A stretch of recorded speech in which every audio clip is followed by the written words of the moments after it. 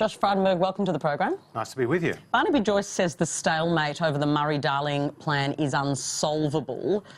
Shouldn't the states honour the 2012 deal to increase environmental flows? You're the Environment Minister, surely you're concerned.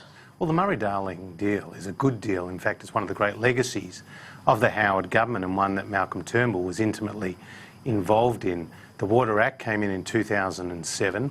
The plan itself was legislated with bipartisan support in 2012. It covers 4 states and the ACT, and it's all about how do you improve industry and environmental outcomes at the same time. So we're absolutely committed to implementing the Murray-Darling Basin Plan in full.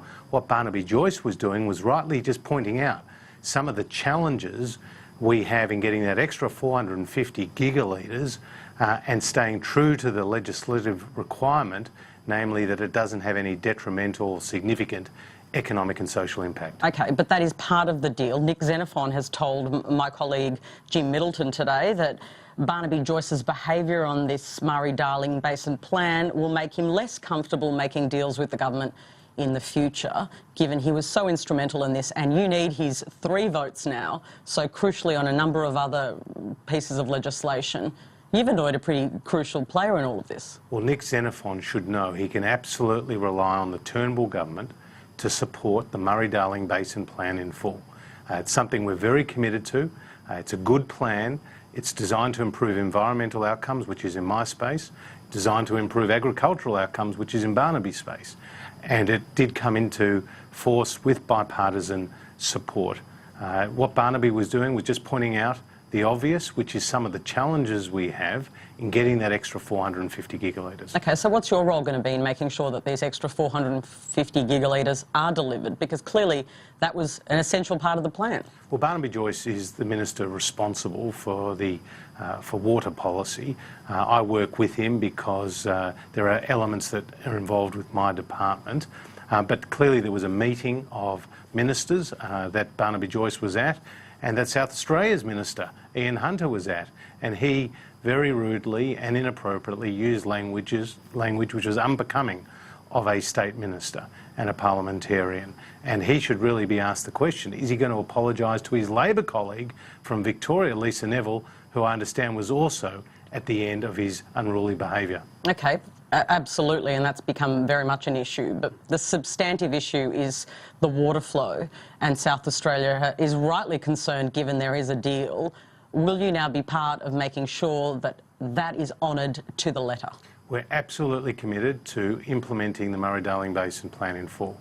As you may know, there's about 1,900 gigalitres that we currently have, but the target is 2,750, and then you've got this additional 450. So there's still a lot of work to be done, but working with the irrigators and the farmers, working on efficiencies, because that's how you can actually get more of this water, that's what we're going to be doing. But Barnaby Joyce is absolutely right to point out some of the challenges, but the government is sending a very clear message to Nick Xenophon, to Jay Weatherall, and to all the other states that we are committed to implementing the Murray-Darling Basin Plan in full.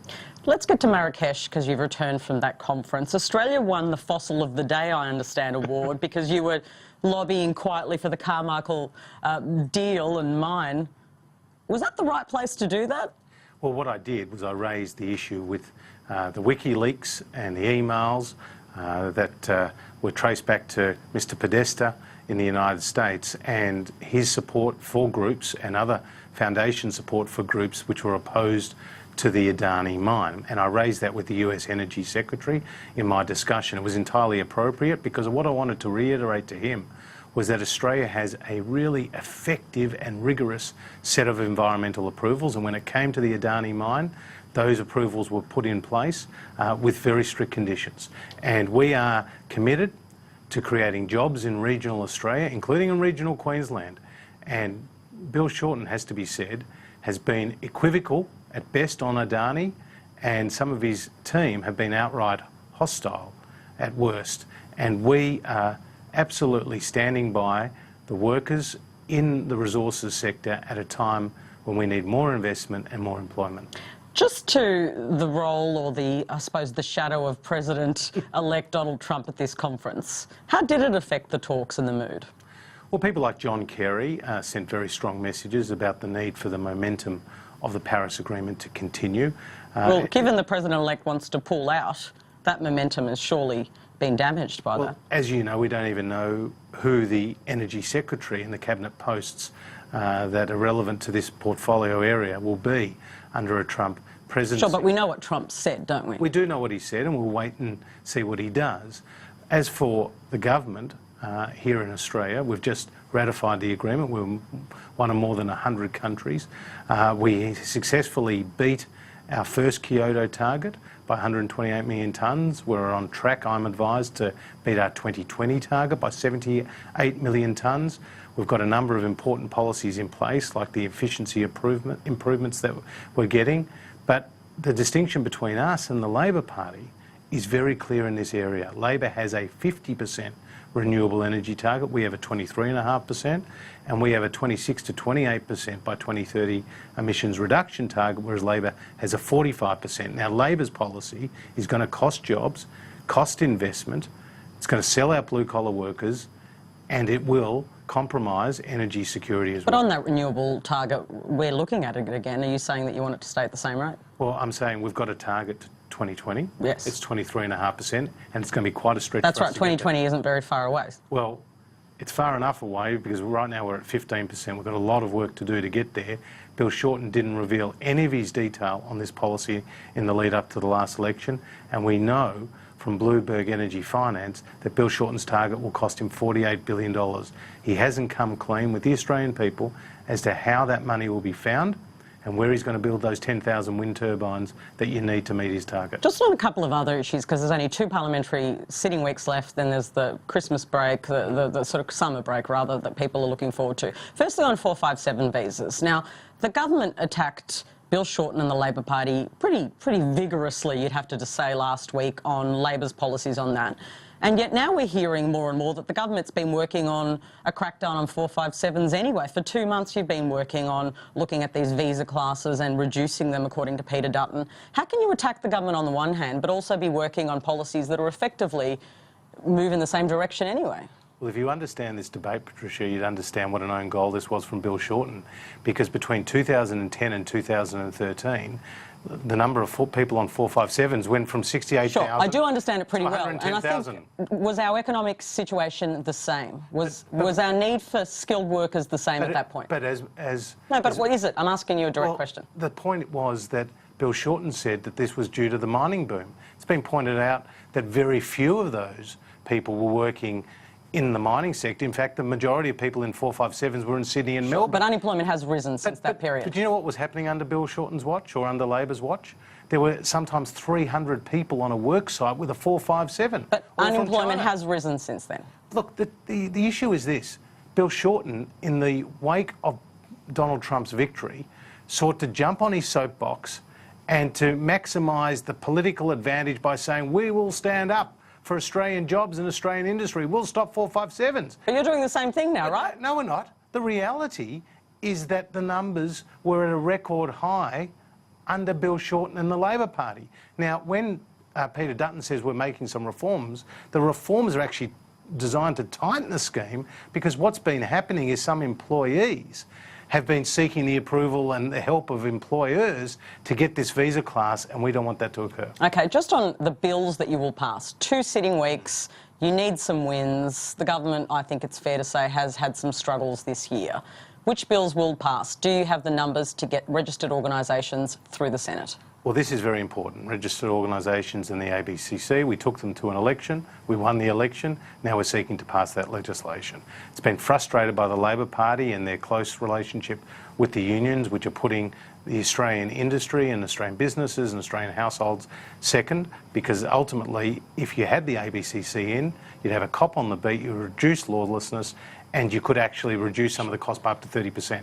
Now, I don't know how these votes will play out in the Senate, but I would say to those crossbenchers, here's your opportunity to do something in the national interest, which has been endorsed at the ballot box. Presumably you wouldn't be putting votes up to, be humiliated in the Senate. You'd be wanting to pass them, and you would have done deals by now. Michaelia Cash has done a brilliant job in this area, and the Prime Minister's very focused on it. And I know they've been in deep conversations with the crossbenchers. This is an important piece of economic reform and economic legislation. and it worked so effectively during the Howard era, and it's time it came back, and Labor's ideological opposition to having a cop on the beat in the building and construction sector falls by the wayside. And Darren Hinch spoke to me this week on my radio program and said he was pushing for a longer time frame that women could get their PPL. Now it's been reported that the government is prepared to do that. Will you support a proposal to increase paid parental leave for new mothers from 18 to 20 weeks? Well, Patricia, I see that Christian Porter, who's the minister responsible, has said that this issue is under consideration. Obviously, we have to be realistic about what we can get through the Senate. That's the key here.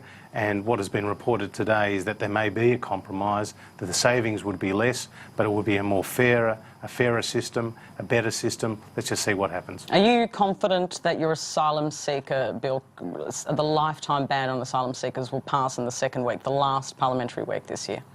Well, I think it's an important piece of legislation. But it's struggling, isn't it? I mean, there's certain senators have spoken against it. Labor's pretty steadfast against it.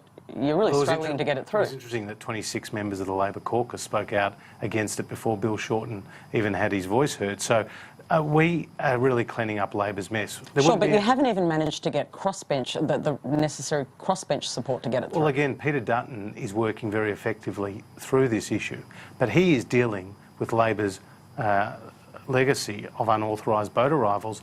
These people who are unfortunately on Manus and Nauru were there because of Labor's failed policies.